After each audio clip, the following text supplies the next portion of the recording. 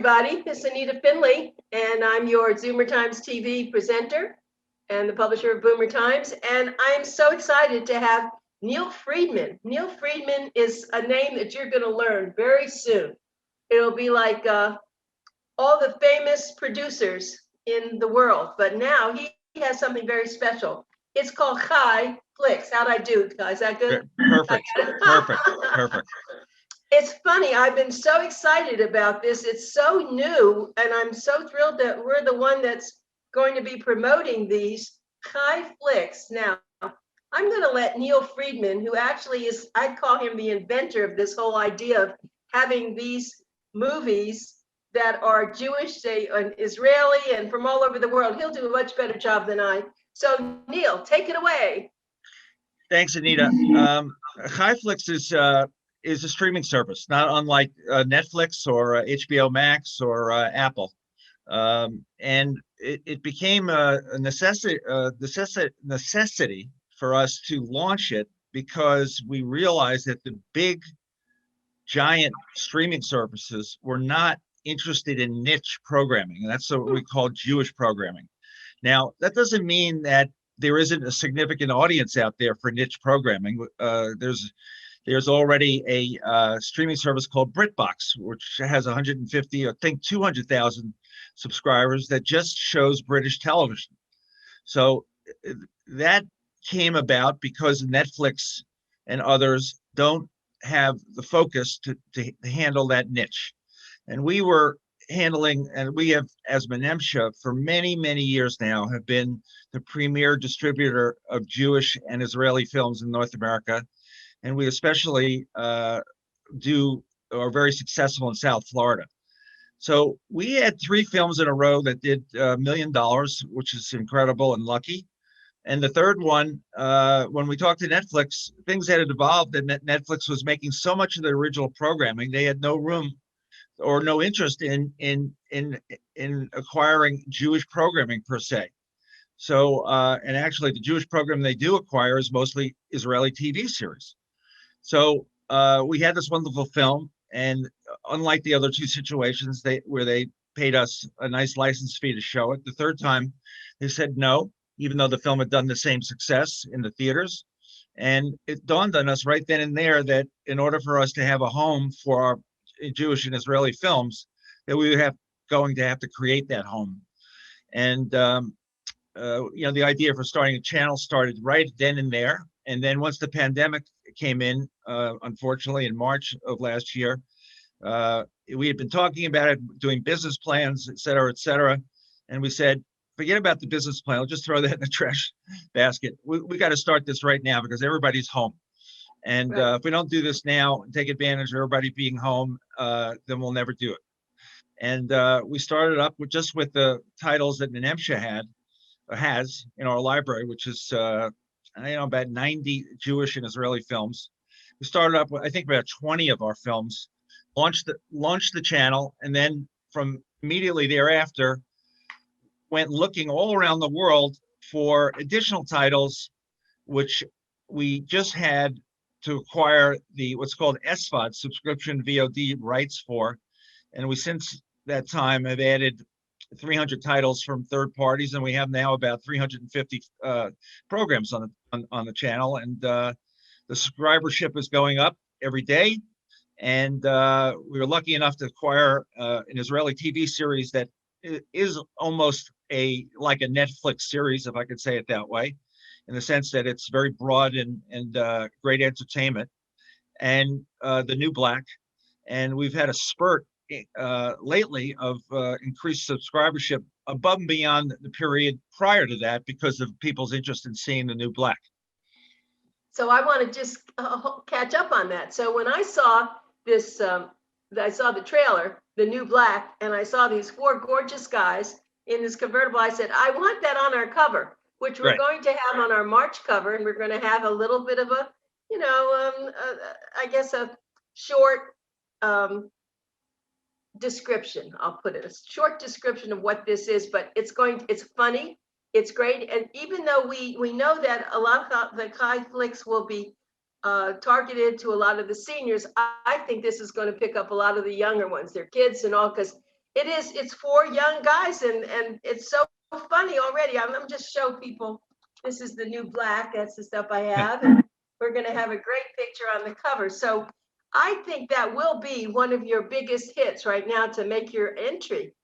Actually, Anita, it's already our biggest hit. There's 12 episodes in the series, and we're, I think, in episode 9. We put on 2 a week, on a Sunday and a Wednesday, I believe. And so as soon as we post one, we've gotten some comments. When is the next one going to be on? Because they've already watched that new episode the very morning that we posted. So it's been great. This is a unique series in the sense it's fun, and especially during the pandemic, it's perfect programming. I mean, everybody wants to entertainment now, not necessarily serious material. Right. Well, Neil Friedman, of course, is the co-founder of ChaiFlicks, and why don't you tell us the names of your other associates too? Don't leave them out. We have 3 people who started the company and are co-owners. It's myself and Heidi Ocean, and the 2 of us are the co-owners of Menemsha Films, which you've seen all of our films in the theaters in South Florida. But we have a third partner in Highflix. Unlike Menemsha, we have a third partner, and that's Bill Weiner, who's sort of our streaming marketing whiz. And he's been in the industry for 35 years, like we have. And all 3 of us were at the University of Pennsylvania undergraduate together. Although we didn't know Bill, Heidi and I, of course, knew each other. But it's all University of Pennsylvania team, and we're working to build the channel and subscribership. And the good news is, you switch on every day and more than once a day, and you see a number that's higher than the last time in terms of subscribership. So that's fun. It's a long haul, though, Lenita. This is Netflix didn't start out with a boom either, and it took a long time until they became who they were. Matter of fact, they weren't even the streaming business; they were in the DVD business at first. But I think we have that patience, and we know the most important thing for us is we know that people enjoy the programming, and that we are sure about, because the churn rate, meaning the people that turn off the channel once they subscribe, is 2%, which is incredibly low. Yeah. And I predict that Netflix is going to be very sorry. They had a chance and they didn't do it. And let's get back to, you very casually said, we're going to start a channel. That wasn't easy. What did it take to start a channel? That's a great question. We looked at other, what we call medium-sized channels, similar to ours, that started in the marketplace before ours. And we did a little research, and we realized we needed a platform. So we went and made an arrangement with Vimeo, which most of the medium-sized platforms are on with Vimeo. And that's just the service, or the back office, if you will, the service in which the platform is based. And we registered with them and started to put the programming on, and we actually were lucky. I mean, as Menemsha, we have 100,000 email list of people that follow the Menemsha releases. Wow. So once we had the Menemsha Films on Highflix, we just utilized that existing Menemsha list to start up with letting people know about that Highflix had been born. And then we obviously lucky enough to start to get some press, and people know us from Menemsha, and it's not quite the same because, as I said before, 95% of the programming is third-party programming, not Menemsha programming, but it's the same taste. It's in essence, it's an older, more sophisticated viewer that wants entertainment and culture at the same time. I'll tell you an interesting, it has nothing really to do with your movies, but talk about the population down here. I'm about to leave later to pick up this book. It's called Synagogue Stamps. And it's a man that is doing a whole thing on synagogues through their stamps. And I don't know, if I was not aware that stamps really showed life and series and criticisms and all of the synagogues. Are you aware of all that? No, but I think you're talking about. I guess you're talking about the oldest synagogues in North America, maybe in Newport Yeah, or from even all in the over the, Caribbean. no, I think it may be all over the world. Because Wow. he's a stamp collector, but now he wrote a whole big book. I'm going to see it when I, go down and pick it up. But I was telling him about Highflix because he's a natural to Right. watch this. He's an older gentleman. He has a big foundation. Right. But I'm going to be a big promoter of what you do. I wanted to take a minute, and I did get on. I've been getting um, on your site, but here I've collected. You can talk a little bit about redemption, about live and become, and then I've got the shtuk. I think is Jewish roots, world music, the bent witch syndrome. I've been really looking at these. So why don't you go through some of the films that you So like? So what we've done is we've actually, if you count me, we have two of us, Heidi and myself. We're almost full-time programmers. Now, obviously, I have other things that I'm busy with, but I'm always looking for programming, and Heidi's 24/7 looking for programming. So the first two films that you presented were films that came to us because they were in Menemsha Films, and we had released both of those films. One is Israeli, Redemption, and the other is actually French. It's a French director, although it's a story of the Ethiopian Jewish migration from Ethiopia in 1990 by airplane. The Ethiopian Jewish community being airlifted. It was Operation Solomon to Tel Aviv, and the running joke, which is a great joke in that film, is they had not seen any Jews prior to landing in Jerusalem / Tel Aviv airport who were white. So when they started to see Jews that were Right. white when they landed there, it was quite a surprise, because all the Jews that they knew back in Ethiopia were obviously dark skin. So this is part of what makes a venture like ChaiFlicks so interesting. Our history and our culture is so diverse and so interesting. And one area of the world has a different history, a different culture than the other, Mhm. with the Jewish community. It obviously interacts with the local culture. It could be Northern Africa, it could be French, it could be German, it could be Polish, and South American also. So what interests me in starting up this channel is to show that different story in each of the different circumstances of people, Jewish communities from all over the world, and that's what I'm fascinated by. And the beauty of working in this area is that the material and the learning cycle is unlimited, because I've learned things that I didn't know existed. I mean, the Jews that went to Shanghai, okay, that's to escape the war. Why Shanghai? Because Shanghai was the only place in the world then that didn't require a passport entry or a Ah, visa. So 20,000 German Jewish huh. uh, folks in 1938 were able to escape to Shanghai and live there through the war, uh, and then emigrated other places. Now, China actually occupied Japan during that period, but for whatever reason, there was no requirement for a visa or a passport, and so these 20,000 folks picked themselves up from Germany or Poland and got on ships and traveled overland also, by the way, to Shanghai, and lived in a very tight community in Shanghai. And at the end of the war, some came to the United States. There are a couple of very famous people that migrated in that way.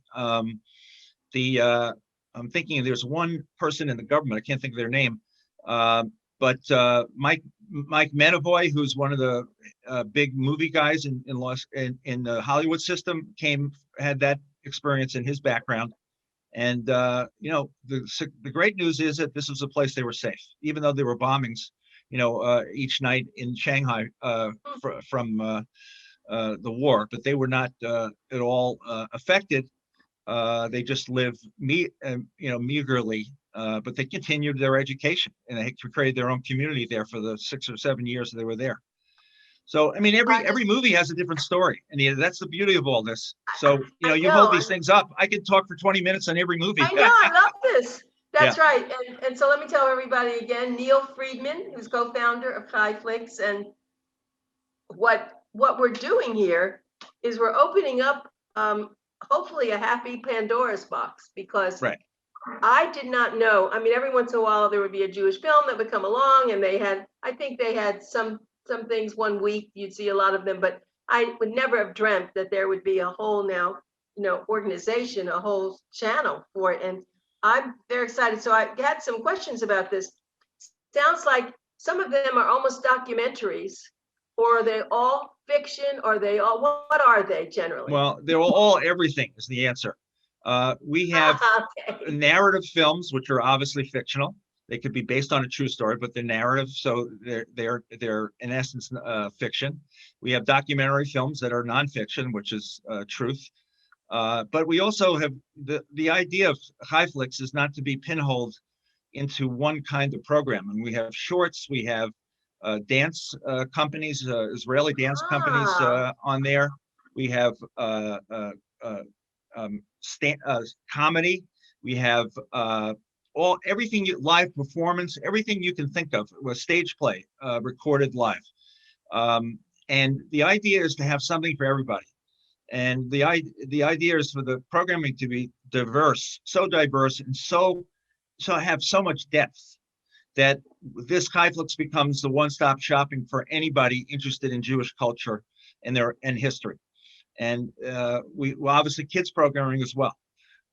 We found that with one area, with shorts, we never were interested in shorts as Menemsha, because you really couldn't show a short in a movie theater. But on Highflix, you can, you have the ability to watch a short, and those are some of our biggest successes. And that's how and those are wonderful films. Neil, there's a big performing arts theater in Miami, and they were famous for that. Once a year, they were shorts, and you could go. Right. And each one was so delicious because you got so much in a short time, and then it was over. But I'm glad that you are so diverse. So let's talk about how someone is going to be able to read. Now you have titles. Tell us. So now let's say you have a dance organization. Do you really need titles, or it's because you have the music? But I guess maybe if a speaker is talking about the organization. Right. Now, you bring up an important subject. Even films that are in English, we're probably going to close caption each of those, because we want to make sure that everybody can hear. I mean, this is for hearing impaired, or even situations where people may not be able to hear everything, so that they would have the ability to read the dialogue as it goes along as well. And so that's just for English language films. Of course, for anything that's not English language, that's going to have the same thing.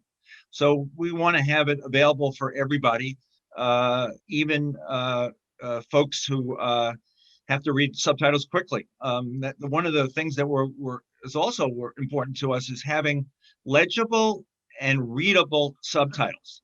Thank you. That's so important, especially for seniors. Yes, and especially for the Israeli programs, we find, and maybe the rate of conversation is so quick that the subtitles have to go by quick. So we're not quite figured it out yet, but the Israeli programming is, you hear two things, generally speaking. It's amazing, it's great. I want to see more, but the subtitles are too fast. So, that's one of the many situations that we've come up against now that we're, with dealing with programs from such more diverse places around the world and diverse kinds of programming. Obviously, we don't want to be restricted in terms of having anybody view a certain program because they're uncomfortable with the subtitles, or even the dialogue is too fast. So that's our responsibility to be able to serve everybody, because I think this is a channel, if done right, will be a place that you go to learn more about everything you want to know about Jewish culture and history, and Israeli culture and history. and you don't have to think about looking on an internet to find a program, whether it's on Amazon or Netflix. That it all be on one site. Yeah, it's really a brilliant idea, and I know it. It's we all think, oh, he just did it. No, he didn't just do it. They sweated bullets. I know what it must be like to start something like this, and you probably had a lot of negative people saying, oh, you can't do that, and where are you going to get the money, But you were so passionate about it. It's obvious, and you saw what other people couldn't see. And you're right. It is there now, and it will continue, and it's just going to get better. But I was glad to hear what you said about the subtitles. Can you actually slow subtitles down? No, you can't slow subtitles down, but maybe you can change it and make it a little more concise. I think that's the point, that you only have a certain period of time in which that conversation takes place, but instead of having it in long verse, have it in medium or short verse, so that people can get the gist of what's going on. That's a big project. One of the things I want to tell you, Anita, that you just reminded me of something. We just signed a deal to extend the territory in which we have the service to Australia and New Zealand. So it's not just North America. It's not just United States and Canada, but now we're also going to be available in Australia and New Zealand. So as we get more global, and it will probably go to other English-speaking countries next, South Africa and UK. This becomes more of a responsibility because you have dialect issues as well.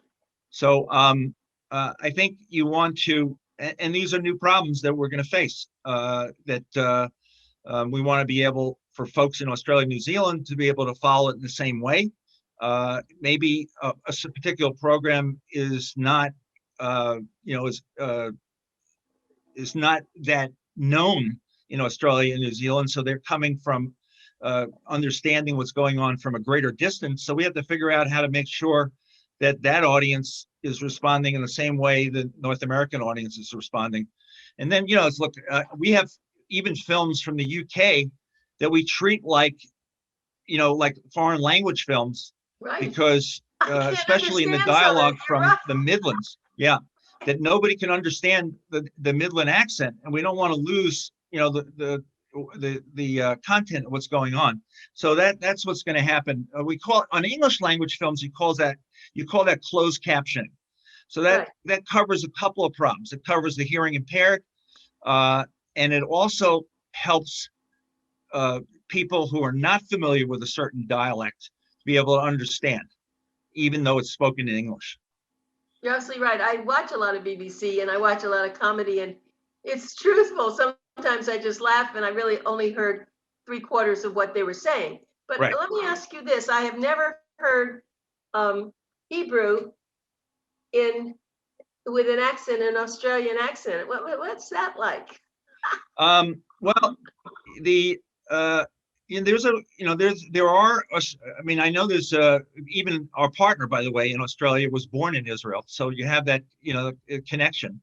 So some Australians live in Israel and some Israelis live in Australia, based on business and family.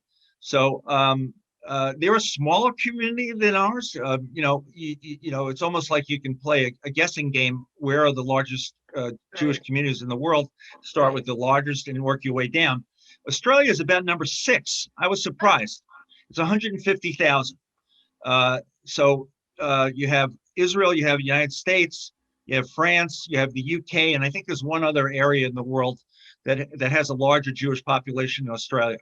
So 150,000 is like a little portion of South Florida. But the Melbourne community especially has a large Jewish population. And that's where the Australian Jewish Film Festival is based out of. Ah, I see. So I want to ask you about the Holocaust. Do you have a lot of films on the Holocaust? Because I have a lot of people who write books and they all want me to review them. Well, I have a special fascination with the Holocaust.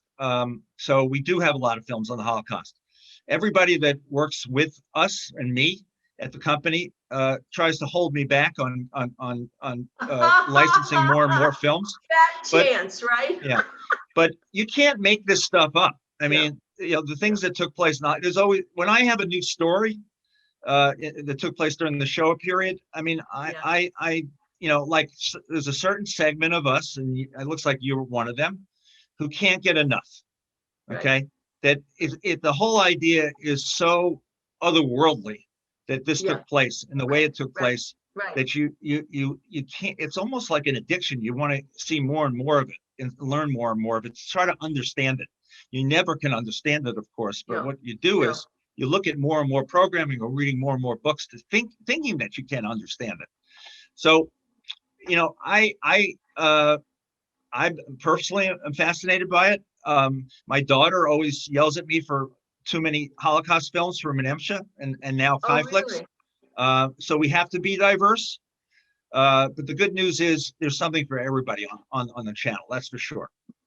Yeah, well, it's funny. Whenever I get a little bit, I don't get depressed, but a little bit sad or something, or I can't do this or what, I think of the Holocaust and I think of them and what they did and their spirit, and it just snaps me back to where I should be. Anita, that's exactly what happens to me. Okay. So that what do I have to complain about? So let's get to work. That's exactly what pivots me and how I pivot from a situation that's overwhelming.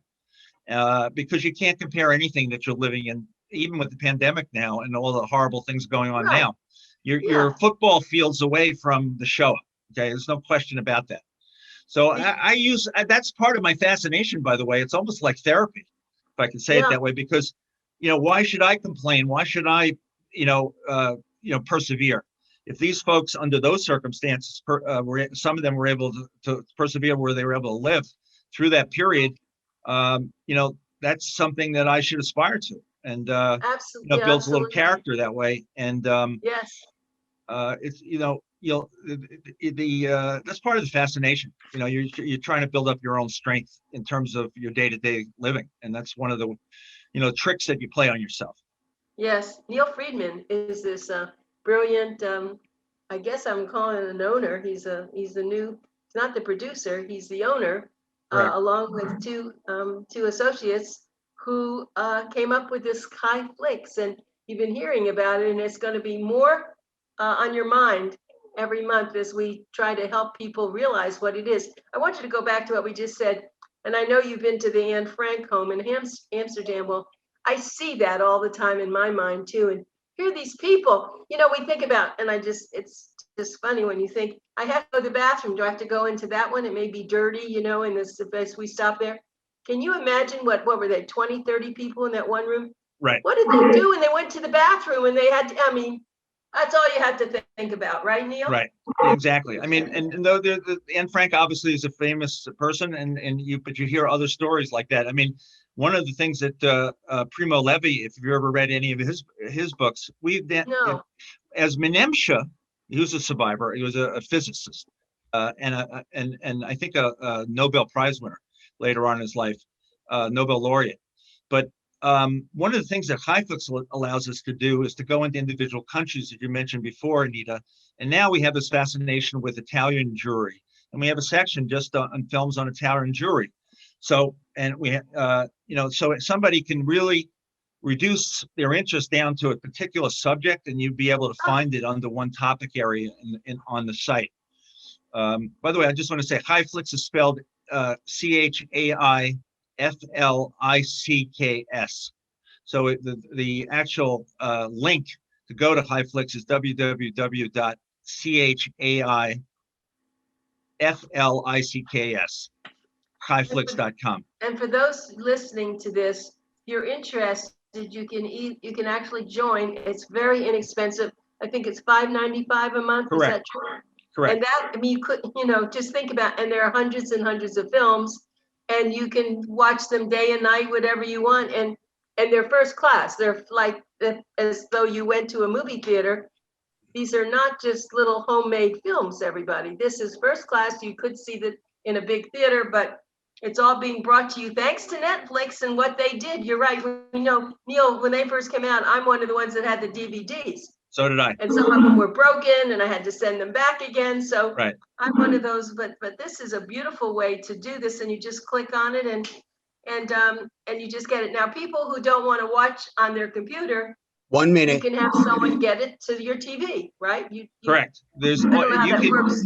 we're on every different app. We have different you can watch it on any app, and any of those apps can be projected onto your TV, and you can watch it on your TV. So the whole idea is to do the best you can with an at-home viewing, as close to a cinema viewing as possible. You obviously can't duplicate that, but depending on the size of your TV, you're going to get a projection of 8 or 10 feet. So it's you can see it so that it's visually understandable on a bigger screen to everybody. You said hundreds and hundreds of programs. We're looking forward. And I can't get too excited about this because it's 4 years down the road, 3 or 4 years. But at one point, we'll be able to say thousands and thousands of programming, because I think the idea of what we're trying to achieve, in essence, is an archive, a library. So it has to be 5,000 or 10,000 programs, and we're going to get there. 350 to 500 a year, but we'll get to the point where we're going to have more than 1,000 on the channel. You're doing so much for Jewish history, for Jewish people, for so many things. I'm so excited. And it looks like we're running out of time. Oh my goodness. So we'll get you back next month again, but I can't wait Thanks, for Anita. you to see it. Oh, it's the new black, everybody. You're going to want to see that on Boomer Times on the cover, and you're going to want to hear more about it. We're going to keep this going. I am so thrilled to have you. You're just terrific, Neil. Thank you, Anita. You too. Be safe. Be Yes, safe, and we'll be talking. Okay, great. Okay, goodbye, everybody. We'll see you again. ChaiFlicks. Buy a subscription and enjoy your life. Thank you very much. Much appreciated. Yeah, bye. bye.